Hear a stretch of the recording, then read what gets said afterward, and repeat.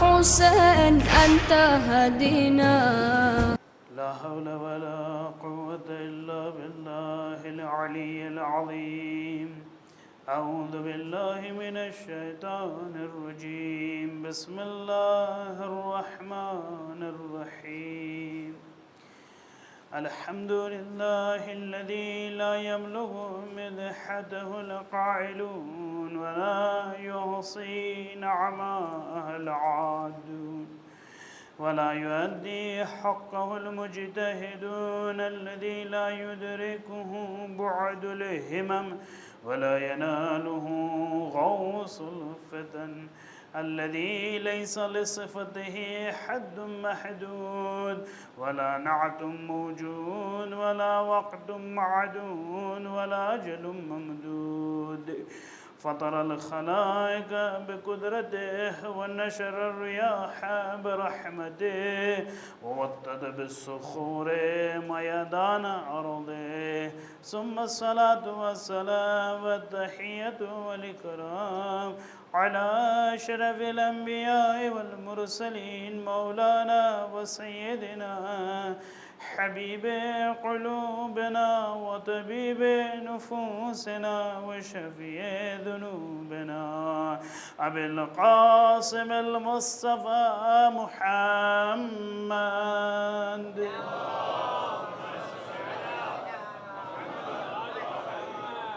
وآله الطيبين الطاهرين المعصومين المظلومين ولا سيما بقية الله في الأرضين. أرواحنا وأرواح العالمين لتراب مقدمه الفداء. أما بعد فقد قال الله تبارك وتعالى في كتابه الكريم وقوله الحق. بسم الله الرحمن الرحيم. قال يا قوم أرأيتم إن كنت على بينة من ربي ورزقني منه رزقا حسنا وما أريد أن أخالفكم إلى ما أنهاكم عنه إن أريد إلا الإصلاح ما استطعت وما توفيقي إلا بالله عليه توكلت وإليه أنيب. درود پڑھے بر محمد و آل محمد.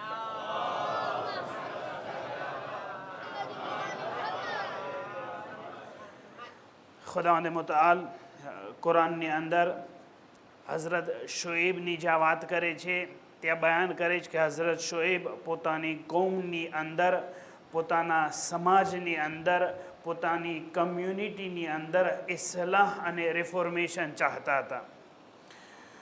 આપણે મજાલિસની અંદર બયાન કર્યું કે કુરાનની અંદર બેસિકલી બે કેટેગરીની રિફોર્મેશન છે, એક વ્યક્તિગત અને ઇન્ડિવિજ્યુઅલ લેવલ ઉપર અને એક સામાજિક અને કમ્યુનિટીના લેવલ ઉપર. કમ્યુનિટીના લેવલ ઉપર અલગ અલગ જાતની રિફોર્મેશન છે, સુધારણા છે, જેની આપણે ચર્ચા કરી અને એ બયાન કર્યું કે સૌથી વધારે મહત્વતા અને ઇમ્પોર્ટન્સ અગર કોઈ રિફોર્મેશન રાખતું હોય તો એ રિલિજિયસ રિફોર્મેશન છે. જ્યાં સુધી ઇન્સાન પોતાના રિલિજનની અંદર પોતાના ફેથ, અકીદાઓ અને અહેકામ અને જે વસ્તુની અમલ કરતો હોય છે, અગર એની અંદર ફરી એકવાર ચકાસણી નહીં કરશે અને રિફ્લેક્ટ નહીં કરશે ત્યાં સુધી રિફોર્મેશન નથી થવાનું. હદીસની અંદર છે કે જે લોકો રિલિજિયસ રિફોર્મેશન કરતા હોય છે એ લોકોનો દરજ્જો સિદ્દીકીનનો દરજ્જો હોય છે. ખુદાવંદ મુતાલ કયામતના દિવસે એ લોકોને જે દરજ્જો અતા કરવાનો છે એ સિદ્દીકીન કે જે શોહદાઓની સાથે હશે એ લોકો સાથેનો દરજ્જો છે.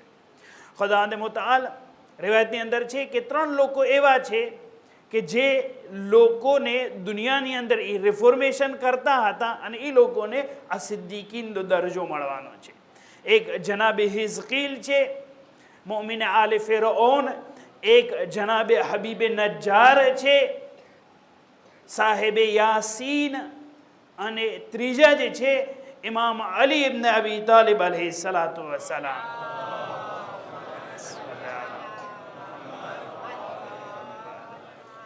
રિવાયતની અંદર છે કે આ 3 એવા શખ્સિયતો છે કે જેણે દુનિયાની અંદર રિફોર્મેશન લાવવાની કોશિશ કરી, રિલિજિયસ રિફોર્મેશન, અને ખુદાવંદ મુતાલે એમને આ દરજ્જો અતા કરેલ છે. ખુદાવંદ મુતાલ કુરાનની અંદર સૂરે મુઅમિન કે જેનું નામ સૂરે ગાફિર પણ છે, આ સૂરાને સૂરે મુઅમિન એટલા માટે કહેવામાં આવે છે કારણ કે આ સૂરાની અંદર મુઅમિને આલે ફિરૌનનો જિક્ર કરવામાં આવ્યો છે કે જે એક રિફોર્મિસ્ટ હતા. જનાબે મુઅમિન આલે ફિરૌન સૂરે મુઅમિનની અંદર વર્સ નંબર 41 થી લઈને 44 સુધી ખુદાવંદ મુતાલ બયાન કરે છે કે જનાબે હિઝકીલ મુઅમિન આલે ફિરૌન પોતાની કોમ સાથે વાત કરે છે રિફોર્મેશનની અંદર. કાલે યા કોમ, એ મારી કોમ, અદઉકુમ ઇલન નજાતે વ તદઉનની ઇલન નાર, હું તમને નજાત તરફ ઇન્વિટેશન આપું છું અને તમે મને જહન્નમ તરફ ઇન્વિટેશન આપો છો. રિફોર્મેશન નજાત તરફ લઈ જવા ચાહતા હતા અને કોમ જે છે એ ગુમરાહી તરફ જવા માંગતી હતી. તદઉનની લિઅકફુર બિલ્લાહ, તમે મને દાવત આપો છો તાકે હું કુફર કરું અને શિર્ક કરું. પછી આગળની આયતોની અંદર આયત નંબર 44 ની અંદર, મને બધી આયત તિલાવત નથી કરવી, આયત નંબર 44 ની અંદર પછી જનાબે હિઝકીલ કહે છે ફતતઝકુરુના, તમે જે છે પછી તમને ખ્યાલ આવશે કે હકીકત શું છે અને રિફોર્મેશન કોને કહેવાય. પછી જે મશહૂર આયત છે એ પડે છે વઉફવ્વિદુ અમરી ઇલલ્લાહ ઇન્નલ્લાહ બસીરુન બિલ ઇબાદ ફવકાહુ અલ્લાહુ સય્યાત મા મકરૂ. ખુદાવંદ મુતાલે એમને નજાત આપી છે. રિવાયતની અંદર છે કે હઝરત હિઝકીલનું રિફોર્મેશન જો કે પોતાની કોમને કહે છે કે હું તમને નજાત તરફ લઈ જાઉં છું. કોમ એમની અવાજ નથી સાંભળતી, એમની અવાજ ઉપર લબેક નથી કહેતા. ખુદાવંદ મુતાલ કહે છે ફવકાહુ અલ્લાહુ સય્યાત મા મકરૂ, મેં ખુદા કહે છે કે મેં એમને નજાત આપી દીધી. રાવી કહે છે ઇમામ સાદિક અલૈહિસ્સલાતુ વસ્સલામને કે મૌલા એને તો શહીદ કરી નાખવામાં આવ્યા હતા. કુરાન કહે છે કે નજાત આપવામાં આવી. નજાત કઈ ટાઈપની નજાત? જ્યારે કે એમને શહીદ કરવા, કારણ કે રિફોર્મેશન લાવવા ચાહતા હતા, કોમે સાંભળ્યું નહીં, ગુમરાહીનો રસ્તો ઇદામો દીધો, એમને શહીદ કરવામાં આવ્યા. ઇમામ કહે છે ફવકાહુ અલ્લાહુ સય્યાત મા મકરૂનો મતલબ એ છે કે દુનિયાની નજાત નહીં બલકે દીન અને ઈમાનની નજાત મળી છે એમને. જનાબે હિઝકીલનો દીન જે છે એ પ્રોટેક્ટ થઈ ગયો. દુનિયાવી રીતે શહીદ થઈ ગયા પણ દીન જે મોટી વસ્તુ છે એ જનાબે હિઝકીલ બચાવીને રહી શક્યા. બીજું એક્ઝામ્પલ કે જે રિવાયતની અંદર છે કે જેને સિદ્દીકીનો દરજ્જો મળ્યો છે, સૂરે યાસીનની અંદર જનાબે હબીબે નજ્જારની વાત છે. ખુદાવંદ મુતાલ સૂરે યાસીનની અંદર ફરમાવે છે, જે આપણને બધાને હિફ્ઝ અને યાદ છે, જાઅ મિન અક્સલ મદીનતે રજુલુન યસઆ, કે એક માણસ જે છે એ આવે છે દૂરથી કે જે જનાબે હબીબે નજ્જાર હતા. એ પોતાની કોમની અંદર રિફોર્મેશન લાવવા ચાહતા હતા. યા કોમ, એ મારી કોમ, ઇત્તબિઉલ મુરસલીન, કે જ્યાં અંબિયાઓનો મેસેજ છે ઇસ્લાહનો એને લઈ લ્યો, સાચા રસ્તા ઉપર આવી જાઓ, પોતાના અમલની અંદર રિફ્લેક્ટ કરો, હકીકત સુધી પહોંચો. દાવત કરતા હતા પણ કોમે ન સાંભળ્યું એમની વાત. અને ત્રીજી શખ્સિયત કે જેને સિદ્દીકીનનો દરજ્જો છે, એમના રિફોર્મેશનના કારણે ઇમામ અલી અલૈહિસ્સલાતુ વસ્સલામ છે, નહજુલ બલાગા ખુતબા નંબર 192 ખુતબે કાસિયાની અંદર અલી અલૈહિસ્સલાતુ વસ્સલામ ફરમાવે છે અના વદાઅતો, હું જ્યારે નાનો હતો ત્યારથી ત્યાં રિફોર્મેશનની અંદર બિલીવ કરતો હતો.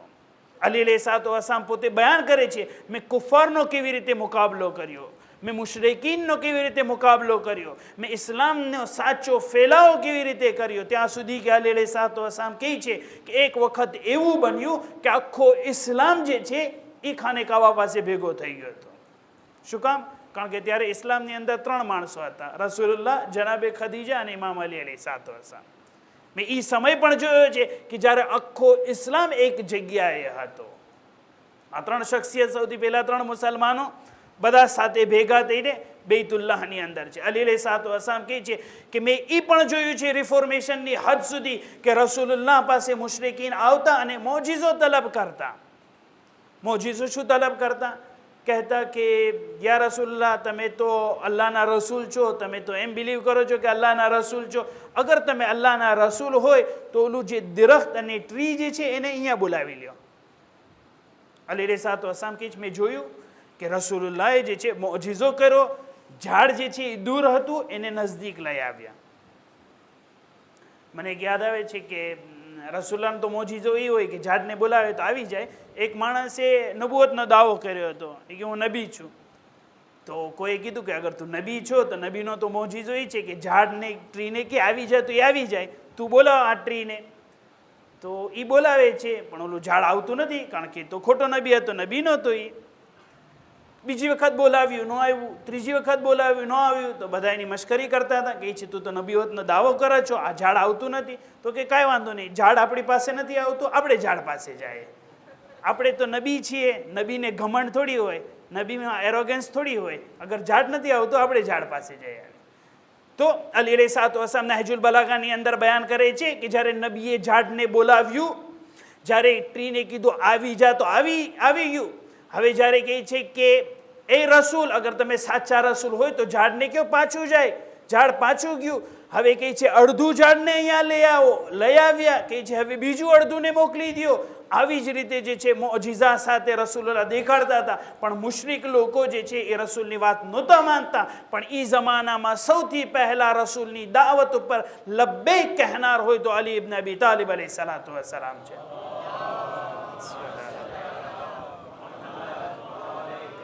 તો રિવાયતની અંદર છે કે આ સાચા રિફોર્મર્સ છે, આ લોકો છે કે જેને સિદ્દીકીનનો દરજ્જો છે, કારણ કે એ લોકોના દિલની અંદર પોતાની કોમની લાગણી હતી અને ફિલિંગ્સ હતી કે પોતાની કોમને આગળ વધારવા માંગતા હતા. રિલિજિયસ રિફોર્મેશનની અંદર ધર્મ અને દીન અને રિલિજિયસ રિફોર્મેશન એટલા માટે ઇમ્પોર્ટન્ટ છે કારણ કે જનાબે ઝહરા સલામુલ્લાહ અલૈહા પોતાની દુઆઓની અંદર વારંવાર બયાન કરે છે અલ્લાહુમ્મા લા તજઅલ મુસીબતી ફી દીની, ખુદાયા મને તું અગર મુસીબત આપ તો મારા ધર્મ અને રિલિજનની અંદર મુસીબત નહીં આપતો. આ કોણ બીબી આવી દુઆ કરે છે? એ બીબી કે દુનિયાભરની મુસીબતો એના ઉપર પડી હતી. ઈ ફાતિમતુ ઝહરા સલામુલ્લાહ અલૈહા બયાન કરે છે કે મને મુસીબત મારા દીનની અંદર નથી જોતી, દુનિયાની અંદર મુસીબત હોય એ સહન કરીશ. અલ્લાહુમ્મા લા તજઅલ મુસીબતી ફી દીની વલા તજઅલ દુનિયા અકબર હિમ્મતી વલા મબલગ ઇલ્મી. એવું ન બને કે મારું બધું જ રિફોર્મેશન અને બધું જ સારું કરવું જે છે મારી દુનિયાની અંદર હોય ફક્ત, અને હું મારા આખિરત અને મારા દીનની અંદર હું રિફ્લેક્ટ પણ ન કરું. એવું ન બને મારી માટે. આપણને શીખવાડે છે દુનિયાની અંદર બહુ આપણને રિફોર્મેશન કરવું છે. ધંધો બદલીએ, ધંધાની અંદર એને એક્સપાન્ડ કરીએ, ફરીથી જોઈએ, એકાઉન્ટ જોઈએ, બેંક બેલેન્સ જોઈએ, 5 વર્ષમાં કેટલા આગળ વધ્યા બધું જોઈએ. પણ જ્યારે દિલની વાત આવે એની અંદર રિફોર્મેશન નથી જોતું ઇન્સાનને, એમાં સ્ટેગ્નન્ટ રહેવું ઇન્સાનને પસંદ આવે છે. હઝરત ઝહરા સલામુલ્લાહ અલૈહા ઉપર આટલી બધી મુસીબતો પડી. ઈ બીબી ઝહરા કહે છે કે મને દીનની અંદર મુસીબત નથી જોતી. અલ્લાહુમ્મા લા તજઅલ મુસીબતી ફી દીની, મારા દીનની અંદર મને મુસીબત નથી જોતી. પછી કહે વ અસ્લિહ લી દીની, મારી માટે મારા દીનની અંદર રિફોર્મેશન જોઈએ છે, ઇસ્લાહ જોઈએ છે. વ અસ્લિહ લી દીની અલ્લઝી હુવા ઇસ્મતુ અમરી, ઈ દીન કે મારી માટે એક કેપિટલ સમાન છે. દુનિયાની અંદર નેશન્સ હોય, કન્ટ્રીઝ હોય, હર કન્ટ્રીનું એક કેપિટલ હોય, બરાબર છે ને? હઝરત ઝહરા સલામુલ્લાહ અલૈહા આપણને શીખવાડે છે અસ્લે લે દીની, મારા દીનની અંદર રિફોર્મેશન જોઈએ છે, મારો દીન આગળ વધવો જોઈએ, સ્ટેગ્નન્ટ ન રહેવો જોઈએ. ઈ દીન કે ઇસ્મતો અમરી, મારા બધા જ કામ માટે મારો દીન અને ધર્મ જે છે એ મારા કેપિટલ સમાન છે. કેપિટલ કોને કહેવાય? આપણું ડોડોમાં છે, ત્યાંથી જે છે બધું જ તે કાંઈ રિઝોલ્યુશન પાસ થતા હોય ત્યાંથી થાય, ઇન્કમ જે છે એ ત્યાં આવતી હોય, જે મોટા મોટા લોસ જે છે મિનિસ્ટર્સ આવતા હોય, લોસ પાસ કરાવવાના હોય, અલગ અલગ દેશના લોકો આવતા હોય, પ્રેસિડેન્ટ્સ આવતા હોય, બધા જ તે કેપિટલમાં ભેગા થશે, કારણ કે કેપિટલથી બધી જ વસ્તુ બરાબર થતી હોય. હઝરત ઝહરા સલામુલ્લાહ અલૈહા બયાન કરે છે કે આપણી માટે આપણું દીન જે છે, રિલિજિયસ રિફોર્મેશન જે છે એ કેપિટલ સમાન છે. આપણી અઝાદારી આપણા દીન પ્રમાણે હોવી જોઈએ. આપણી શાદી અને વિવાહ જે છે એ આપણા દીન સમાન હોવા જોઈએ. અગર કોઈ મરણ થઈ જાય તો એ દીન પ્રમાણે હોવું જોઈએ. આપણા બચ્ચાનું દુનિયાવી અને સેક્યુલર એડ્યુકેશન એ દીન પ્રમાણે હોવું જોઈએ, કારણ કે એ કેપિટલ છે. ત્યાંથી બધી વસ્તુ નીકળે છે. બધા અહેકામ જે છે એ દીન પાસેથી નીકળે છે. અલ્લઝી હુવા ઇસ્મતુ અમરી. હઝરત ઝહરા સલામુલ્લાહ અલૈહા અગર રિફોર્મેશન ચાહે છે તો પોતાના દીનની અંદર મને અને તમને શીખવાડવા માટે કહે છે. અલ્લઝી હુવા ઇસ્મતુ, મારી માટે એ કેપિટલ સમાન છે. પણ ઇન્સાન ગફલતની જિંદગીની અંદર રહે અને કહે કે દુનિયા એની માટે કેપિટલ છે. અલી અલૈહિસ્સલાતુ વસ્સલામ નહજુલ બલાગાની અંદર અલગ અલગ જગ્યાએ જ્યારે દુનિયાના એક્ઝામ્પલ્સ આપે છે તો અલગ અલગ વિચિત્ર રીતે અલી અલૈહિસ્સલાતુ વસ્સલામ બયાન કરે છે. ખુતબા નંબર 3 અલી અલૈહિસ્સલાતુ વસ્સલામ જ્યારે દુનિયાનું એક્ઝામ્પલ આપે છે, હું કમ્પેર કરવા ચાહું છું કે દુનિયાનું રિફોર્મેશનની અંદર અલી અલૈહિસ્સલામ શું કહેવા માંગે છે અને દીનના રિફોર્મેશન વિશે શું કહેવા માંગે છે. નહજુલ બલાગા ખુતબા નંબર 3, જેને ખુતબે શકશકિયા કહેવાય છે, અલી અલૈહિસ્સલાતુ વસ્સલામ જ્યારે દુનિયાનું એક્ઝામ્પલ આપે છે, અલી અલૈહિસ્સલાતુ વસ્સલામ ફરમાવે છે અઝહદુ ઇન્દી મિન અફતત અંઝિન. દુનિયાનું એક્ઝામ્પલ જે છે એ બકરીના નાકમાંથી જે પાણી નીકળતું હોય ને એની જેટલી દુનિયાની કિંમત છે. દુનિયાની અંદર રિફોર્મેશન, દીનની અંદર સ્ટેગ્નેટ. અલી અલૈહિસ્સલાતુ વસ્સલામ કહે છે કે દુનિયા જે છે બકરીના નાકની અંદર જે પાણી હોય ને કે જેનાથી ઇન્સાનને નફરત થાય, કે છે દુનિયા તમારી ઈ છે. નહજુલ બલાગા ખુતબા નંબર 224 ની અંદર અલી અલૈહિસ્સલાતુ વસ્સલામ આગળ બયાન કરે છે કે દુનિયાનું બીજું એક્ઝામ્પલ બયાન કરે છે કે દુનિયા જે છે અહવાનું, મારી માટે દુનિયા જે છે એ હલકી છે. કોના કરતા? મિન વરકતિન, ઈ પાંદડા અને લીફ કરતા. ફી ફમે જરાદતિન તકદેમો, હા ઈ ઇન્સેક્ટ નાનકડું હોય, એ ઇન્સેક્ટ કે એક નાનકડું લીફ પોતાના મોઢામાં નાખીને એ ઇન્સેક્ટ ચાવતું હોય અને એ ચાવી લે, દુનિયા મારી નજીક એની કરતાં હલકી દુનિયા છે. એની કંઈ કિંમત નથી હોતી. ઇન્સેક્ટ કેટલું નાનું, એના મોઢાની અંદર લીફ એ પણ કેટલું નાનું, એની કરતાં પણ અલી અલૈહિસ્સલાતુ વસ્સલામ કે જે હલકી છે દુનિયા મારી નજીક. અલી અલૈહિસ્સલાતુ વસ્સલામ થર્ડ એક્ઝામ્પલ લેટર નંબર 45 નહજુલ બલાગાની અંદર ઉસ્માન ઇબ્ન હુનૈફ અંસારીને જ્યારે લખે છે, અલી અલૈહિસ્સલાતુ વસ્સલામ કહે છે કે દુનિયા જે છે અવહા વ અહવનો ઇન્દી મિન અફસતે મકેરતિન, એક કડવું ફ્રૂટ જે છે કે જે ઇન્સાનને નફરત થતું હોય, ખાઈ ન શકે, દુનિયા મારી નજદીક એના કરતાં પણ હલકી છે. કડવું ફ્રૂટ કોઈ ઇન્સાન નહીં ખાય. અલી અલૈહિસ્સલાતુ વસ્સલામ દુનિયા એની કરતાં પણ પસ્ત છે. તો માણસ કેવી રીતે દુનિયાનો બંદો અને ગુલામ બની શકે છે. નહજુલ બલાગા 4th એક્ઝામ્પલ, જ્યારે દુનિયા વિશે અલી અલૈહિસ્સલાતુ એક્ઝામ્પલ બયાન કરે છે, ખુતબા નંબર 36 ની અંદર અથવા 34 ની અંદર, મને અત્યારે સરખું યાદ નથી, 34 અથવા 36 ની અંદર અલી અલૈહિસ્સલાતુ વસ્સલામ જ્યારે દુનિયાનું 4th એક્ઝામ્પલ આપે છે, બયાન કરે છે વલતકુની દુનિયા અસગરા મિન હુસાલતિલ કરદ વ કુરાદતિલ જલમ. દુનિયા તમારી આંખની અંદર આટલી હલકી હોવી જોઈએ, કુરાદતિલ જલમ. માણસ જ્યારે, હું તમને એક્ઝામ્પલ આપું, નહજુલ બલાગા છે, અઘરી વસ્તુ છે, એક્ઝામ્પલથી સરખું રોશન થશે. માણસ જ્યારે એને કોટનનું ખેત હોય, એના ફાર્મની અંદર કોટન ઉગતું હોય, તો જે ફાર્મમાં કોટનને કાપવું હોય તો એની પાસે એક સીઝર હોય મોટી. મને ખબર નથી આ દેશની અંદર કેવી રીતે હોય છે, પણ મેં જે જગ્યાએ જોયું છે મોટી સીઝર હોય છે.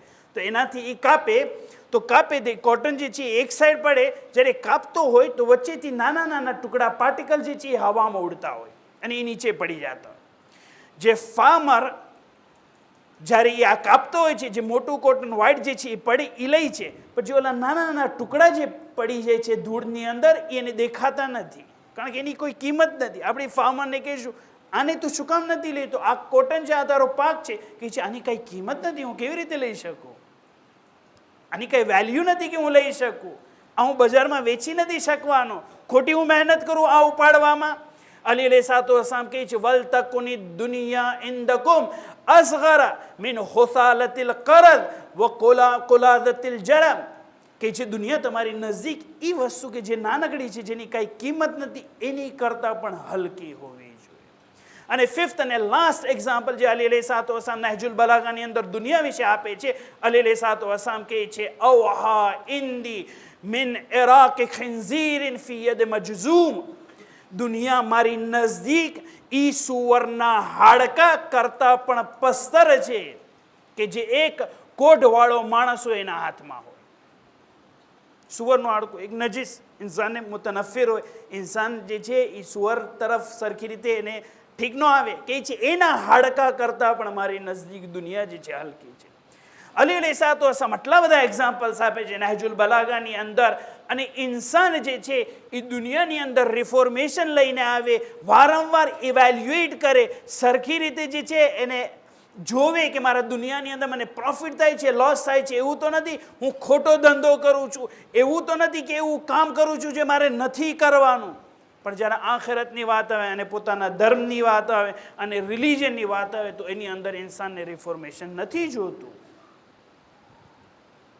એટલા માટે હઝરત ઝહરા સલામુલ્લાહ અલૈહા કે અસ્લિહ લી દીની, અગર રિફોર્મેશન લાવવું હોય તો રિલિજિયસ રિફોર્મેશન લાવવું જોઈએ.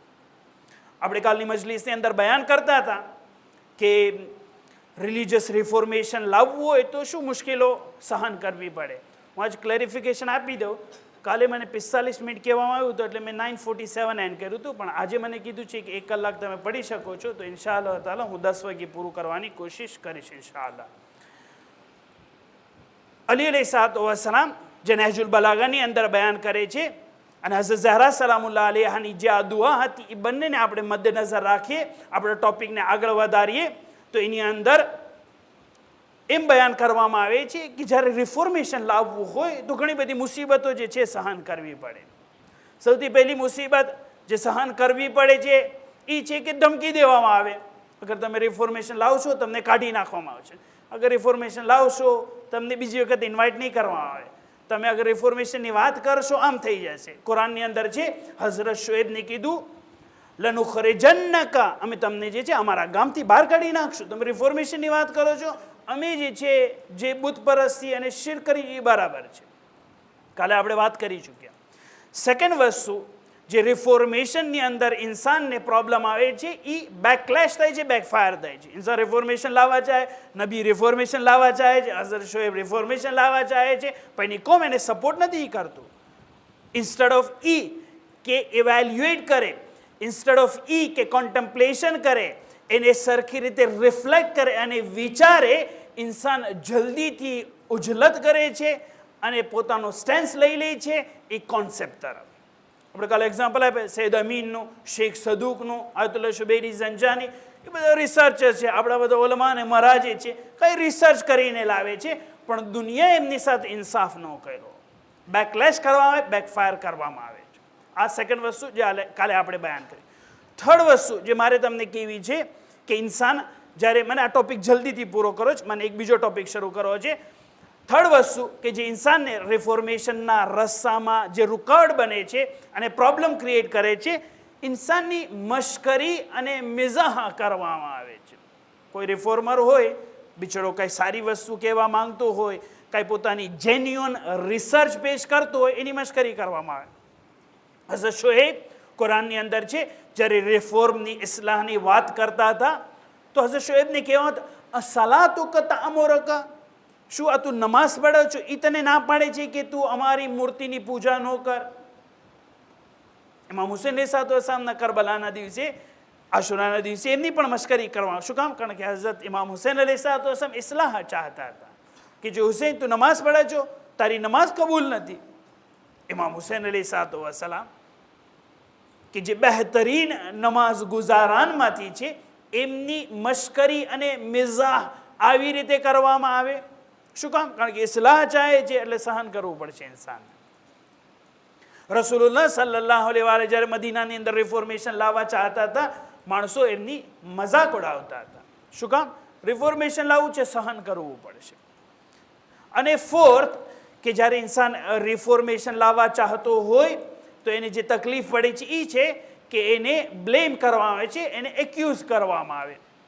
કોઈ માણસ બિચારો પોતાની જેન્યુઅન રિસર્ચ પેશ કરવા માંગતો હોય તો જલ્દીથી લેબલ લાગે આ વહાબી છે, આ આઝાદારીનો દુશ્મન છે, આ ઇઝરાયલથી પૈસા ખાય છે, આ જે છે એને કાંઈ આવડતું નથી. હઝરત શોએબને આ ફેસ કરવું પડ્યું. હઝરત શોએબ જ્યારે રિફોર્મ લઈને આવવા ચાહતા હતા, રિફોર્મેશન લાવવા માંગતા હતા, જે એની કોમે સ્ટેન્સ લીધું હતું એ આ હતું કે શોએબ તમે બહુ ઝઈફ છો, તમને કાંઈ આવડતું નથી, તમે ભણેલા નથી.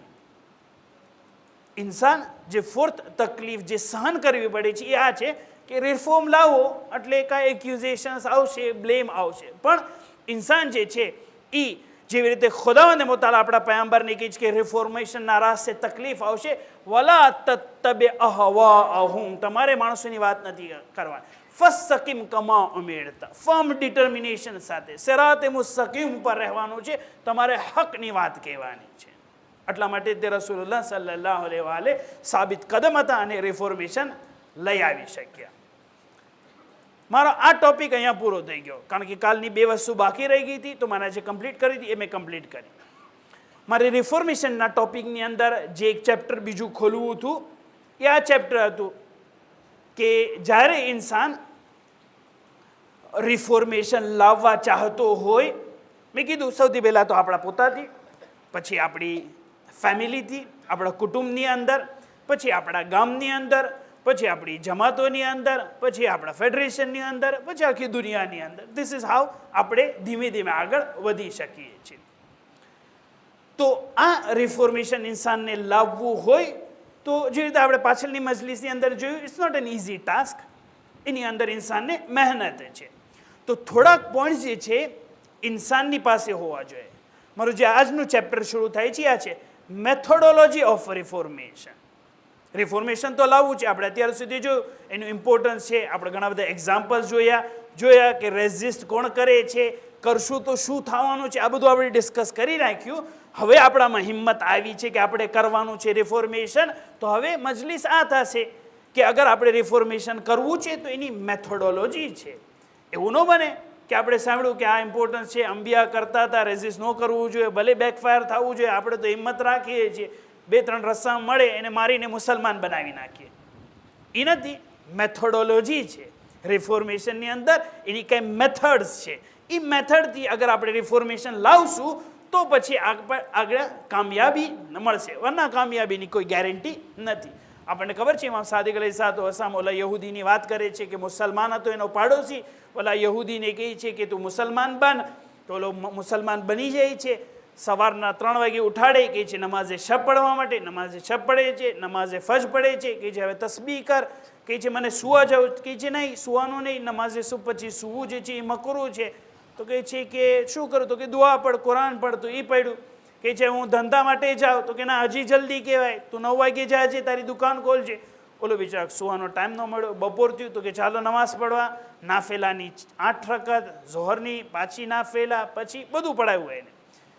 કહે છે ચાલો જમવા, તો કે ના આજે તો આપણે રોઝો રાખ્યો છે, કારણ કે રોઝો ન રાખે, રોઝો તો મુસ્તહબ છે ઇસ્લામની અંદર, રોઝો રાખવો જોઈએ.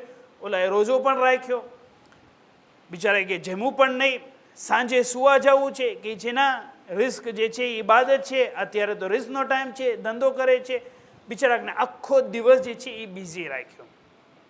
ઓલો બીજે દિવસે સવારના ઉઠાડ્યો, તો કે હું ક્યાં મુસલમાન છું, હું તો યહૂદી જ છું. તો જ્યારે રિફોર્મ લાવવું છે, કોઈને સુધારવું છે, તો ઓલ ઓફ એ સડન એક દિવસનું કામ નથી, ધીમે ધીમે થાય. તો એની મેથોડોલોજી છે. મને એમાં થોડાક પોઈન્ટ્સ બયાન કરવા છે, જેટલો મારો ટાઈમ મને પરમિટ આપશે એટલું હું તમારી સમક્ષ ઇન્શાઅલ્લાહ તાઆલા બયાન કરવાની કોશિશ કરીશ. સૌથી પહેલી વસ્તુ કે ઇન્સાનને રિફોર્મેશન માટે યાદ રાખવાની છે, મેં કીધું સૌથી પોતાથી શરૂ કરીએ, ફેમિલીથી, પછી આગળ વધશું. સૌથી પહેલી વસ્તુ ઇન્સાનને રિફોર્મેશનની અંદર જે યાદ રાખવાનું છે એ આ છે કે જ્યારે પણ ઇન્સાનને રિફોર્મ લાવવું હોય, ઇસ્લાહ કરવી હોય, તો એ ઇન્ટેલેક્ચ્યુઅલ અને રેશનલ બેસિસ ઉપર રિફોર્મ કરે. ઇન્સાનને ઇસ્લાહ કરવી છે, સુધારણા લાવવી છે. ઇમોશન્સથી કોઈ દિવસ સુધારણા ન આવે. ઇમોશન્સ ઇમ્પોર્ટન્સ રાખે છે, બે હોવું જોઈએ. ઇમોશન્સ પણ હોવા જોઈએ, ઇન્ટેલેક્ચ્યુઅલ ડિસ્કોર્સ પણ હોવા જોઈએ, બે જરૂરી છે. કોઈને આપણે ઇનકાર નથી કરી, ઇમોશન્સ જરૂરી, પણ તમે કોઈ દિવસ ઇમોશન્સથી કોઈનું દિલ જીતી શકશો પણ એની અક્કલ નહીં જીતી શકો. એટલા માટે જરૂરી છે રિફોર્મેશનની અંદર એનું હાર્ટ ને માઇન્ડ જે છે એ સિંક કરે. એવું ન થાય કે રિફોર્મેશનની અંદર ઇમોશનલ તમે બે મજલિસ પડી, ઓલાને પણ બહુ મજા આવી, 2-3 મસાએ બહુ સોફ્ટ કોર્નર તમે ગોતી લીધું એના હાર્ટની અંદર, ઓલો મુસલમાન થઈ જાય પણ એને સમજાણું નથી, બહાર નીકળશે, 2-3 વહાબી જે છે એ એની ઉપર ઇશ્કાલ કરશે, ડાઉટ નાખશે એના ઝહેનની અંદર, પાછો જે છે એ બદલી જવાનો છે. રિફોર્મેશનની અંદર વાઇટલ છે અને બહુ ઇમ્પોર્ટન્ટ છે કે ઇન્ટેલેક્ચ્યુઅલી કોઈને અપલિફ્ટ કરીએ, રેશનલ ડિસ્કોર્સ સાથે આપણું ડિસ્કશન આગળ વધારીએ, બહુ ઇમ્પોર્ટન્ટ છે. અલી અલૈહિસ્સલાતુ વસ્સલામ નહજુલ બલાગા ખુતબા નંબર 166 અંદર બયાન કરે છે કે રિફોર્મેશનની અંદર ઇન્સાનને ધ્યાન રાખવું જોઈએ, વલા તકૂનુ કજુફાતિલ જાહિલિયા, કે છે તમે લોકો જાહિલ અરબના બદ્દુ અને જફાકાર લોકોની જેમ ન બનો. કોને કહે છે? મુસલમાનોને કહે છે, પોતાના શિયાઓને કહે છે. વલા તકૂનુ કજુફાતિલ જાહિલિયા. શું કામ? કારણ કે એ લોકો પાસે અક્કલ નહોતી. એ લોકો લા ફી દીની યતફક્કહૂન વલા અનિલ્લાહિ યાકિલૂન, ન પોતાના દીનને સરખી રીતે સમજતા હતા, ન ખુદાવંદ મુતાલને કોઈ દિવસ ઇન્ટેલેક્ચ્યુઅલી સમજવાની કોશિશ કરતા હતા. બસ જાહિલ રહેવું તો એને, નો રિફોર્મેશન, જેમ છે એમ ચાલતું હોય. અલી અલૈહિસ્સલાતુ વસ્સલામ કે તમે લોકો એવા ન બનો. વલા તકૂનુ કજુફાતિલ જાહિલિયા લા ફી દીની યતફક્કહૂન વલા અનિલ્લાહિ યાકિલૂન. દીનની અંદર સમજણ નથી, કાંઈ રિફોર્મેશન નથી, અલ્લાહના બારામાં જે છે કાંઈ કોન્સેપ્ટ નથી, તૌહીદ ક્લિયર નથી એની માટે. અલૈહિસ્સલામ કે એ જાહિલ અરબ લોકો એવા હતા, તમે લોકો એવા ન બનો. તમારી શાન, તમે મુસલમાન થઈ ચૂક્યા છો, તમારે તો રિફોર્મ લાવવું જોઈએ, તમારે આગળ વધવું જોઈએ. આગળ અલી અલૈહિસ્સલાતુ વસ્સલામ ફરમાવે છે કકૈઝ બૈઝિન ફી અદાહિન યકૂનુ કસરુહા વિઝરન વ યખરુજુ હિઝાનુહા શર્રન. અલૈહિસ્સલામ કહે છે એ માણસ કે જે રિફોર્મ નથી લાવતો, જે ઇન્ટેલેક્ચ્યુઅલી સમજતો નથી પોતાના દીનને, એનું એક્ઝામ્પલ જે છે એ એક અંડા સમાન છે, એક એગ સમાન છે. કોનું એગ? સાપના એગ સમાન છે. સ્નેક હોય એના એક્સની જેવું હોય એને એક્ઝામ્પલ છે. એ સાપનું એગ કે જે એક નેસ્ટની અંદર હોય, એક ટ્રી હોય એની ઉપર નેસ્ટ હોય, એની ઉપર રાખેલું હોય, એની જેવું છે. એટલે શું અલી અલૈહિસ્સલામ કહે છે કે જ્યારે એક બર્ડના નેસ્ટને ગુજરાતીમાં શું કહીશું? કોઈ મને હેલ્પ કરે? માળો. કહે છે કે આ બર્ડનું જે નેસ્ટ હોય છે એની અંદર સાપનું અંડું રાખ્યું હોય. કહે છે તમારા લોકોનું એક્ઝામ્પલ કે જે દીનની અંદર રિફોર્મ નથી લઈને આવતા, તમે લોકો એ અંડા સમાન છો કે જે એક કબૂતરના નેસ્ટની અંદર હોય. નેસ્ટ કબૂતરનું, અંડું સાપનું. લિબાસ ઇસ્લામનો પહેરો છે પણ અકીદાઓ અંદર જે રાખ્યા છે એ કુફરવાળા છે. વલા તકૂનુ કજુફાતિલ જાહિલિયા, જાહિલિયત અરબની જેમ નો રહ્યો તમે. કકૈઝે બૈઝિન ફી અદાહિન યકૂનુ, કે છે એને પછી આગળ અલૈહિસ્સલાતુ વસ્સલામ એક્સપ્લેન કરે છે પ્રોબ્લેમ શું છે. સ્નેકનું અંડું એ પણ કબૂતરના માળાની અંદર, નેસ્ટની અંદર. પ્રોબ્લેમ એ છે કે મારી જેવો કોઈ માણસ જશે, કહે છે કે આ તો મુરગીનું અંડું છે, આ કબૂતરનું અંડું છે, હું લઈ લઉં, આ ખાવા કામ આવશે, તોડીશ તો એની અંદરથી સાપ નીકળવાનો છે અને સૌથી પહેલા ડસશે અને ઝહેર મારશે તો એ મને જ મારવાનો છે. મુસલમાન તો થઈ ગયા પણ રીત રિવાજ હજી હિન્દુઓના. મુસલમાન અને શિયા થઈ ગયા પણ નવરોઝ આવે તો ઈરાની લોકો ઈ તે જે મજૂસી લોકો કરતા હતા ઈ કરે. એ કમ્યુનિટીની અંદર પણ પ્રોબ્લેમ. અગર આપણી કમ્યુનિટીની અંદર પણ હજી સુધી ડ્રેસ ઇસ્લામનો પણ અંદરની રીતિ રિવાજ અને રૂઢિ વસ્તુ અને કલ્ચર અગર જાહિલ અરબ જેવું હશે. અલી અલૈહિસ્સલાતુ વસ્સલામ કે એક્ઝામ્પલ એવું છે કે સ્નેકનું અંડું છે પણ એક નેસ્ટની અંદર છે, લાગે છે કે સારું છે પણ એ તમને નુકસાન પહોંચાડે છે. ઇન્સાન કોઈ દિવસ એમ વિચારતો હોય હું તો મારા દીનને ફોલો કરું છું, એ અંડા સમાન છે. પણ અગર તૂટશે અને હકીકત ખબર પડશે ત્યારે ઇન્સાન માટે પ્રોબ્લેમ ક્રિએટ થશે. કકૈઝ બૈઝિન ફી અદાહિન યકૂનુ કસરુહા વિઝરન વયુખરેજો હિઝાનુહા શર્રન, અને એ તમારી માટે શર હશે. અને આ રિલિજિયસ રિફોર્મેશન જ્યાં સુધી ઇન્ટેલેક્ચ્યુઅલ બેઝ ઉપર નહીં હોય, જે અલીલ સાતો અસામ કહે છે, ઇન્ટેલેક્ચ્યુઅલ બેસિસ ઉપર નહીં હોય, રેશનલ આન્સર્સ નહીં હોય આપણા પ્રેક્ટિસીસ માટે, આપણે જે કરીએ છીએ આપણા બચ્ચાઓને સમજાવ્યું નથી કે બધી વસ્તુની હકીકત શું છે, તો પછી ઇન્સાન જે છે એ અલીલ સાતો અસામના એક્ઝામ્પલ પ્રમાણે હશે. પણ કેટલું હજી સુધી આપણે રીત રિવાજોની અંદર, બ્લાઇન્ડ બિલીફ્સની અંદર, સુપરસ્ટિશન્સની અંદર આપણે ઇન્ડલ્જ હોઈએ છીએ, અને આપણને ઘણી વખત મારી ઇન્સાનને બહાર નીકળવું નથી ગમતું, કારણ કે કમ્ફર્ટ ઝોનમાં છે. હજી સુધી આપણને તાવીઝોમાં, કે જે ખોટા છે, સાચા તાવીઝની વાત નથી કરતો, જે ખોટા તાવીઝોની અંદર, ખોટી દુઆઓની અંદર, ખોટી વસ્તુઓની અંદર, ખોટા ઝિકરની અંદર કેટલો બધો ભરોસો છે. ઇન્સાન વિચારતો નથી કે ઇન્સાનની મુસીબતોનો હલ જે છે એ ઇન્સાન પોતે વિચાર કરે. મને યાદ આવે છે કે એક કમ્યુનિટીની અંદર હું આ બોલતો હતો કે જ્યાં ખોટા તાવીઝનું કંઈ વધારે કામ હતું, તો હું બોલ્યો કે ના, આપણે આમાં રિફોર્મ લાવવું જોઈએ. તો કહે છે કે હા, અમે હવે તાવીઝ કાઢી નાખ્યું. તો મેં કીધું બહુ સારું, એક્સેલેન્ટ. કે છે હવે જે છે કોઈ પણ અમને પૂછે ને તો અમે કોઈ પણ એક આયત ખોલીને આપી દઈએ છીએ એને. મેં કીધું એ પણ બરાબર નથી, એ પણ બરાબર નથી કે કોઈ પણ એક આયત જે અઈમા અલૈહિસ્સલાતુ વસ્સલામે કીધું એ પ્રમાણે આપણે અમલ કરી, એ એક્સેલન્ટ વસ્તુ છે. પણ એનો મતલબ એ તો નહીં કોઈ આવે છે આપણી પાસે પોતાની મુશ્કેલ લઈને, કાંઈ પણ એક વસ્તુ આપી દઈએ, પડે, બધું બરાબર થઈ જશે. આપણી મુશ્કેલોનો જે પ્રોબ્લેમ્સ જે છે એ ખુદ આપણે હોઈએ છીએ. આપણને એક મેન્ટલી રીતે જે છે આપણે અગર સુધરી જાય તો દુનિયા સુધરી જવાની છે, એમાં કંઈ પ્રોબ્લેમ નથી.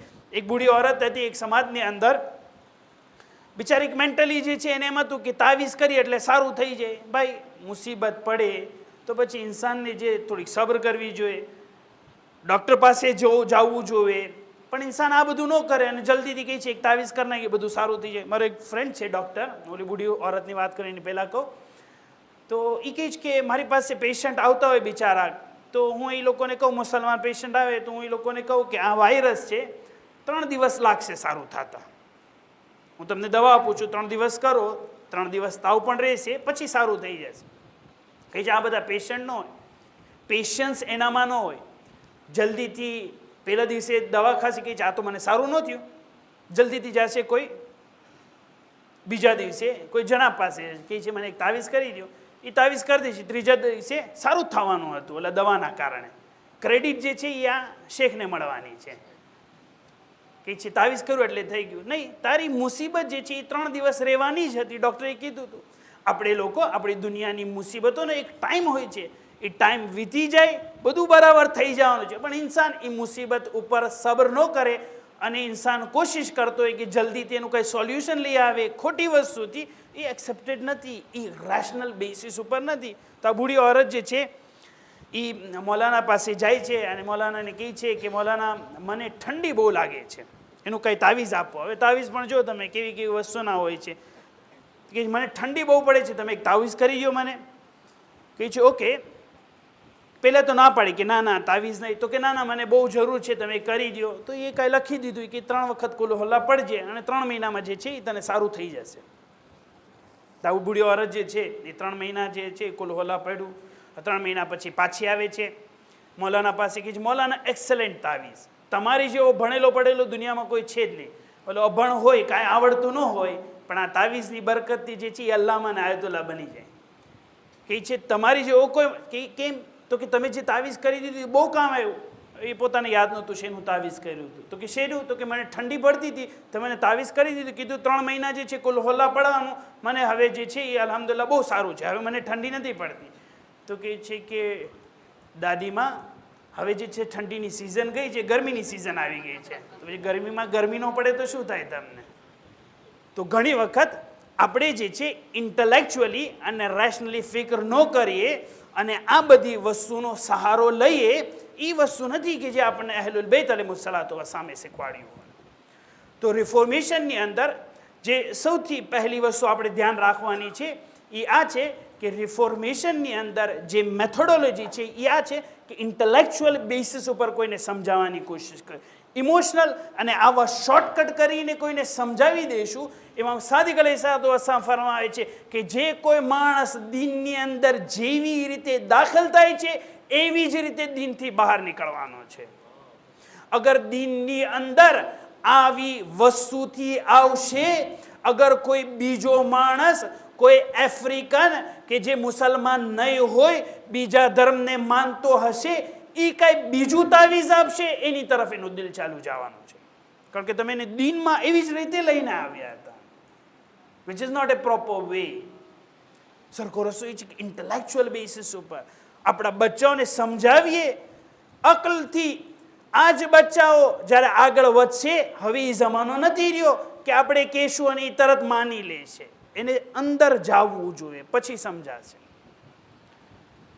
હું એક હોમવર્ક આપું તમને, ઘરે જઈને તમારા બધા બચ્ચાઓને જે જવાના છે, જે બધા બેઠા છે, બધાને પૂછજો કે આપણે જે વિછોડો કહીએ છીએ અને આપણા કેલેન્ડર્સની અંદર હોય છે એટલે શું? અગર એ આપણે કે મકરું છે, એમાં લગ્ન ન થાય, વિવાહ ન થાય, આ ન કરાય, સફર ન કરાય, એ બધું કહીએ છીએ. જસ્ટ પૂછજો એ લોકોને એનો મતલબ સમજે છે કે નહીં, એને સમજાય છે કે નહીં, does it make sense for them or not. હું નથી કહેતો બરાબર છે ખોટું છે, એ પછી કોઈ વખત ડિસ્કશન. અત્યારે એક એક્સરસાઇઝ થાય કે શું આપણા જવાનોને, આપણા યુથ્સને ઇન્ટેલેક્ચ્યુઅલી અગર ન સમજાવવામાં આવે તો શું એ લોકો સમજવાના છે કે નથી સમજવાના? કદાચ તમે એક હિટલર જેવા ડિક્ટેટર હોય તો તમારી વાત માની લે છે, પણ 2 કદમ બહાર નીકળશે કે છે આમાં કંઈ દમ નથી, ઘરમાં માનશે, બહાર નીકળશે એટલે કે છે આ તો બધું બુઢા લોકો એ કહે, અમને તો કાંઈ નથી સમજાતું. અગર સમજાવો હોય તો इंटेलेक्चुअल बेसिस ઉપર रिफॉर्मेशन पहली वस्तु. रिफॉर्मेशन का दूसरा स्टेप और दूसरी मेथोडोलॉजी ये है कि जब इंसान अपनी ज़िंदगी में रिफॉर्म लाना चाहता है, अपनी कम्युनिटी में इस्लाह लाना चाहता है, तो इंसान को याद रखना चाहिए कि reformation at the cost of disunity नहीं होना चाहिए. रिफॉर्मेशन बहुत ही उम्दा चीज़ है. ये 5वीं मजलिस है कि मैं रिफॉर्मेशन के ऊपर इतना एम्फसाइज कर रहा हूँ. मगर जब रिफॉर्मेशन कॉन्फ्लिक्ट करे डिसयूनिटी के साथ, तब मैं ये कहूँगा कि यूनिटी इंपॉर्टेंट है, रिफॉर्मेशन इंपॉर्टेंट नहीं है. ये हम मिड ऑफ अशरा है, ये 5th मजलिस है, और मैं बहुत ही इंपॉर्टेंट मैसेज देना चाह रहा हूँ कि रिफॉर्मेशन सराखों पे. रिफॉर्मेशन जैसी खूबसूरत चीज़ कोई दुनिया में नहीं, मगर उससे एक और खूबसूरत चीज़ है जिसको कहते हैं यूनिटी.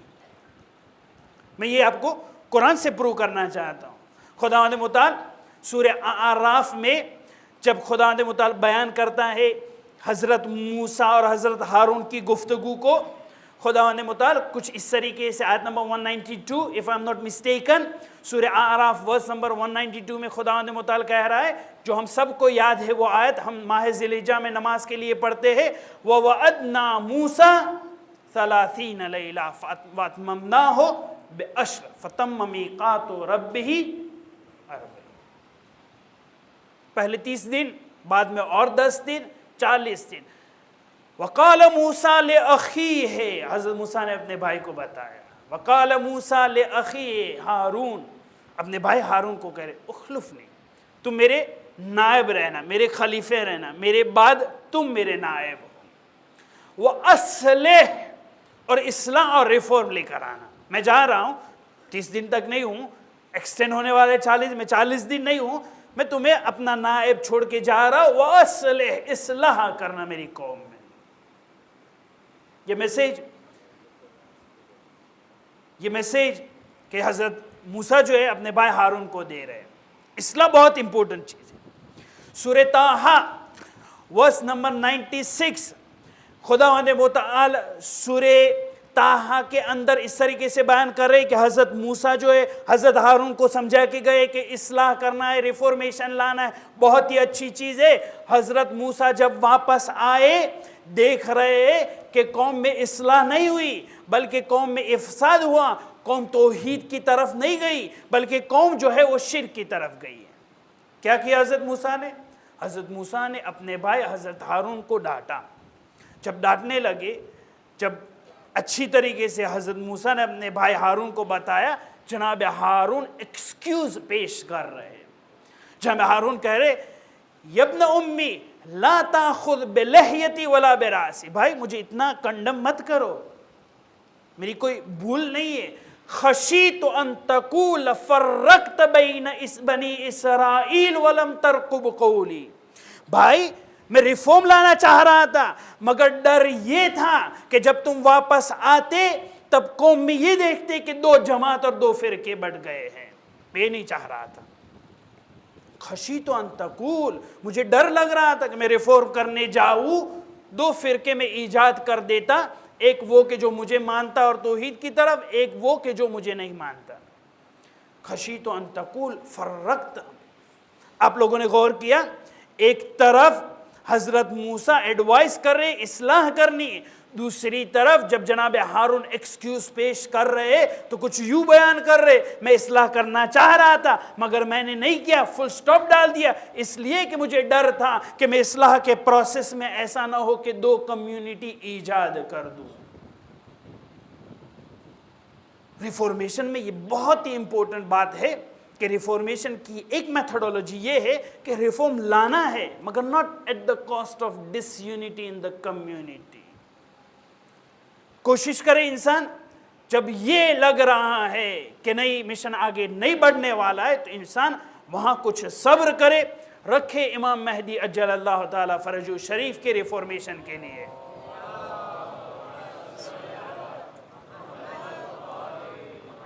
عجب نہیں کہ اگر ہمارے علماء ہمارے مراجع کبھی ریفارم کرنا چاہ رہے ہیں مگر ریفارم نہیں کر پاتے، اس کی وجہ شاید یوں ہو کہ اگر ریفارم لانا چاہیں گے تو ان کو ڈر یہ محسوس ہو رہا ہے کہ ہماری قوم جو ہے وہ 2 فرقوں میں بٹ نہ جائے. یہ ہم لوگوں کی ذمہ داری ہے کہ ہم اپنے علماء اور مراجع کے لیے پلیٹ فارم ایجاد کریں اور ان کو اوپننس دے، ایک پلیٹ فارم ایجاد کرے، کہے کہ آپ جو اپنی جینیون ریسرچ ہے وہ پیش کریں، ہم سننے کے لیے تیار ہیں. اور قوم بیدار نہیں ہے، اگر قوم ریفارم نہیں چاہتی آپ کبھی بھی علماء سے ایکسپیکٹ نہیں کر سکتے کہ وہ ریفارم کریں. کبھی چپ اور خاموشی اختیار کر لیتے. وجہ یہ ہے کہ کوئی پلیٹ فارم نہیں ہے، وجہ یہ ہے کہ ڈس یونٹی ہو جائے گی کمیونٹی میں. اب ہم لوگوں کو سنجش کرنی ہے، یا ریفارم نہ کرے اور ایسے اسٹیگننٹ رہے، یا آئیڈیل سچویشن یہ ہوگی کہ ریفارم بھی کرے اور اتحاد اور وحدت کی صورت میں کرے. علی علیہ السلام نہج البلاغہ میں کلمۃ الکسار میں ایک بات ہے کہ جو اس کے اوپر ایمفسائز کرے کہ یونٹی کتنی امپورٹنس رکھتی ہے. ریفارمیشن کرنے کے چکر میں ایسا نہ ہو کہ قوموں میں تفریقہ ہو جائے. علی علیہ السلام نہج البلاغہ میں یہ نریشن اور یہ روایت ہے کہ ایک یہودی علی علیہ السلام کے پاس آتے ثقیفہ کے فوراً بعد. اب ثقیفہ میں تو ظلم و عام سب کو پتہ ہے. اب جب ثقیفہ کے بعد جب علی علیہ السلام کے پاس یہ یہودی آتا ہے، کہتا ہے کہ علی آپ کی قوم دیکھے کہ رسول آپ کے چلے گئے، آپ لوگ آپ کے بعضی افراد جو ہے وہ اشکال کر رہے، وہ شبہے ڈال رہے اپنے دین میں، وہ لوگ حق پہ نہیں ہیں، علی آپ حق پہ ہیں. ایک یہودی علی علیہ السلام کو علی علیہ السلام کے فیور میں بول رہے ہیں. اگر علی علیہ السلام ریفارمیشن لانا چاہتے ایٹ دا کاسٹ آف ڈس یونٹی تو فوراً اس کو کہتے ہاں تمہاری بات صحیح ہے، چلے ہم لوگ ایک لشکر پریپئر کریں، آپ یہودی اور ہم شیعہ دونوں مل کے جو ہے لڑتے ہیں اور یہ لوگ جو ہے خلفاء ان کے علیہ میں ان کے اگینسٹ میں جنگ برپا کرتے ہیں، ان کو نابود کر دیتے ہیں اور ہم جو ہے ریفارمیشن کے چکر میں آگے بڑھ جائیں. اگر میرے جیسا کوئی شخص ہوتا تو جلدی سے ایسی ہیلپ جو ہے ایک یہودی سے لے لیتے. جب علی علیہ السلام کو یہودی نے یہ کہا، علی علیہ السلام نے ریفارمیشن کی جگہ پہ یونٹی پہ ایمفسائز کیا. علی علیہ السلام نے بیان کیا یہودی جب رسول ہمارے صلی اللہ علیہ وآلہ ان کی وفات ہوئی، ہم لوگ اختلاف کیے مگر ہم لوگوں نے توحید کے بارے میں اختلاف نہیں کیا، ہم نے رسالت اور نبوت کے بارے میں اختلاف نہیں کیا. ہم نے اگر اختلاف کیا ہے تو اس میں اختلاف کیا ہے کہ نبی کے بعد امام اور خلیفہ کون بنے. ہمیں توحید میں کوئی شک نہیں ہے مسلمانوں کو, نبوت میں ہم مسلمانوں کو کوئی شک نہیں ہے. ہمیں اگر اختلاف ہوا تو ایک تیسری چیز میں اختلاف ہوا, مگر آپ یہودی وہ لوگ ہیں کہ آپ کے نبی آپ کو تھوڑے دن چھوڑ کے چلے گئے, آپ لوگ جو ہے وہ توحید میں شک کرنا شروع کر دیے. یہودی لوگ جب حضرت موسیٰ علی نبینا علیہ الصلوۃ والسلام طور پہ گئے اور جب نیل سے کراس کیے تھے تب فوراً بنی اسرائیل نے کہا کہ ان لوگوں کے پاس ایک آئیڈل ہے, ہمیں بھی ایک آئیڈل بنا دیں, ہم اس کی پوجا کریں گے, ہم اس کو ورشپ کریں گے. علیہ الصلوۃ والسلام نے ایک کاؤنٹر آرگیومنٹ پیش کی. علیہ الصلوۃ والسلام نے وہاں ریفارم نہیں کیا, نہیں کہا کہ تمہاری بات صحیح ہے. فار دا سیک آف شیعہ سنی یونٹی علیہ الصلوۃ والسلام اپنے ریفارمیشن کو جو ہے وہ نگلیکٹ کر رہے فار ٹیمپرری پیریڈ. کیوں؟ کیونکہ علیہ الصلوۃ والسلام کو پتا تھا کہ ریفارمیشن کی میتھڈولوجی یہ نہیں ہے کہ قوم میں فرقے ہو جائے. ایسا نہ ہو کہ اگر ہم کچھ سبجیکٹ میں کوئی ٹاپک میں ریفارمیشن لانا چاہتے ایک الگ مسجد بنا دے, ایک الگ جماعت فارم کر دے, ایک الگ فرقہ بنا دے, ایک الگ آئیڈیولوجی بنا دے. اگر کرنا ہے تو یونٹی کے ساتھ کرے ریفارمیشن. اور اسی لیے کربلا کی خوبصورتی اس وقت نظر آتی ہے کہ کربلا میں جتنے صحابی تھے ایک یونائٹڈ فکر کے ساتھ ریفارمیشن کے پیچھے تھے. جناب حبیب ابن مظاہر کہ جن کا نام صحیح نام مظاہر ہے, ہم اشتبار غلط سے مظاہر پڑھتے ہیں. جناب حبیب ابن مظاہر وہ شخصیت ہے کہ جناب مسلم ابن اوسجا کے ساتھ بہت ہی اچھی ان کی دوستی تھی, بہت ہی اچھی طریقے سے سنک ہوتے تھے. ریفارمیشن میں یونٹی کے ساتھ ایک فکر, ایک ہمدم, ایک ہم فکر ساتھ میں مل کے امام حسین علیہ السلام کی کمک کرتے, مدد کرتے ہیں. حسین کو اگر ناز ہے تو حبیب ابن مظاہر جیسے صحابیوں پر, بچپنے کے دوست ہیں. 75 سال کے بوڑھے جناب حبیب ابن مظاہر, میں کہوں گا دل سے جوان ہے اگر جسم سے بوڑھے کیوں نہ ہو. علیہ الصلوۃ والسلام نے ان کو علم منایا اور بلایا سکھایا تھا. حبیب حافظ قرآن ہے. عجب نے امام حسین علیہ الصلوۃ والسلام مصائب میں جب پڑھتے ہیں اور نوحہ پڑھتے حبیب پر کہتے للہ درکا یا حبیب, حبیب تم کتنے کامیاب اور خوش نصیب انسان ہو, تم قرآن کی تلاوت کیا کرتے تھے راتوں میں. جب حبیب ابن مظاہر بہت ہی زیادہ ان کو قرآن کے ساتھ انس ہے. جب مسلم بن عقیل کی شہادت ہو جاتی ہے, امام حسین علیہ السلام کوفے کے بجانب روانہ ہوتے ہیں. ایک پرچم امام کسی کو نہیں دیتے, گویا کہ یہ پرچم اپنے کسی خاص دوست کے لیے رکھا ہو. اصحاب دیکھ رہے کہ یہ پرچم کسی میں تقسیم نہیں ہو رہا ہے, اس پرچم کا فلسفہ کسی کو سمجھ میں نہیں آ رہا ہے. امام حسین علیہ السلام جب کربلا کے میدان میں آتے ہیں, جب خط لکھنا شروع کیا, میرے دوست حبیب کو لکھ رہا ہوں کہ جو رجل فقیہ ہے, حبیب اگر تم آ سکو تو کربلا کی میدان کی طرف روانہ ہو.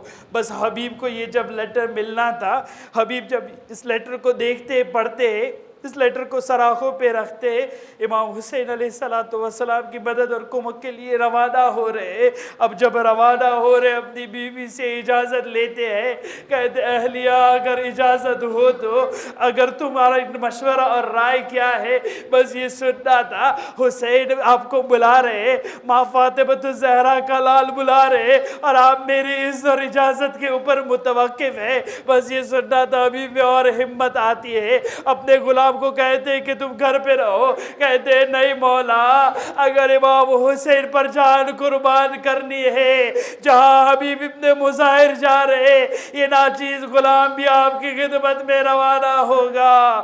حبیب آ رہے کربلا کے میدان میں. اب جب کربلا کے میدان میں آئے تب جناب امام حسین علیہ السلام کو خوشی ہوئی ہوگی, مگر ایک خیمے میں سب سے زیادہ خوشی ہو رہی ہے. حائر زینب کے دل کو کوئی پوچھے زینب کو خوشی اس لیے ہو رہی ہے کہ بھائی کے لشکر میں ایک اور صحابی کا اضافہ ہوا. ہائے رے حبیب. اب جب جناب زینب کو پتا چلا, جناب زینب اپنا اولیاء مقام, اپنا سلام حبیب کی خدمت میں پیش کر رہے. اب جب حبیب کو پتا چلا اولیاء مقدرہ حضرت زینب حبیب کو سلام بھیج رہے, حبیب نے ہمت کی, یہ کون سا وقت آ پڑا ہے اہل البیت پر, علی کی لاڈلی مجھ جیسے ناچی صحابی کو سلام بھیج رہی ہے. ہائے حسین پر کون سا وقت آ پڑا. حبیب جاتے لشکر کو لے کر جاتے, اصحاب کو جمع کرتے, شب عاشور بیان کرتے. زینب جب تک امام حسین علیہ السلام ہے, جب تک ہم لوگ ہیں, امام حسین پر ایک تیر بھی نہیں برسے گا. ہاں یہ وہ وقت بھی آیا, عاشور کی صبح نمودار ہوئی, غلام سب شہید ہونے جا رہے, اصحاب سب شہید ہونے جا رہے. مسلم ابن اوسجہ شہید ہو چکے. جب مسلم شہید ہو رہے, جناب حبیب کو وصیت کر رہے, حبیب میں تو جا رہا ہوں, اب جب امام حسین علیہ السلام جب تک زندہ ہے تب تم جان اپنی قربان کرنا, حسین کے بدن پہ ایک تیر نہ آئے. ہر مسلم ابن اوسجہ عصر عاشور یہی حسین ہوگا, نہ مسلم ابن اوسجہ ہوگے, نہ حبیب ابن مظاہر ہوگے. ایک وقت وہ بھی آیا کہ ایک ملعون کہتا حسین تمہاری نماز قبول نہیں ہے. حبیب آگے بڑھتے, حسین کی نماز قبول نہیں ہے. حبیب میں جوش آتا ہے, ہاں حبیب مقتل کی طرف روانہ, حبیب جنگ کرنا چاہ رہے, مگر اچانک امام حسین ایک صدا دیکھ رہے, صدا سن رہے. حسین نے صدا سنی اپنے دوست سے, علیکم منی السلام یا ابا عبداللہ. حسین کا سہارا حبیب, حسین کا بچپن کا دوست حبیب. امام جب جا رہے دیکھتے حبیب کا لاشا کربلا کی زمین پر نوحہ پڑھنا شروع کیا. للہ درک یا حبیب لقد تخدم القرآن فی لیلۃ واحدہ. حبیب تم قرآن پڑھ رہے تھے, آج حبیب تم دنیا میں نہ رہے. یہی قافلہ جب آگے بڑھا, شہداء کے سروں کو کٹا گیا, نوکے نیزہ پر بلند کیا گیا. جب شہداء کو لے جایا جا رہا تھا, کوفے کے بازار میں جب لایا گیا, ایک بچہ جو ہے, ایک نوجوان جو ہے, وہ حبیب کے سر کی طرف بار بار دیکھ رہا تھا. وہ ملعون کہتا ہے اتنے سارے سر رکھے ہیں, تم اس سر کی طرف کیوں جانب دیکھ رہے ہو. کہتا ہے ھذا رأس ابی حبیب, یہ میرے والد حبیب کا سر ہے, اگر ہو سکے حبیب کا سر میری گود میں دے دو, میں میرے والد کے ساتھ مخاطب ہونا چاہ رہا ہوں. ہائے رے, ذرا زندان شام میں دیکھے, آج حبیب کے بیٹے کو حبیب کا سر دیا گیا, کل ایک بچی کو زندان شام میں اپنے بابا کا سر دیا جائے گا. سکینہ سر کو ہاتھ میں لے کر کہہ رہی ہے یا بتا لیتنی کنت ابیا ولم ار راسک ہکذا.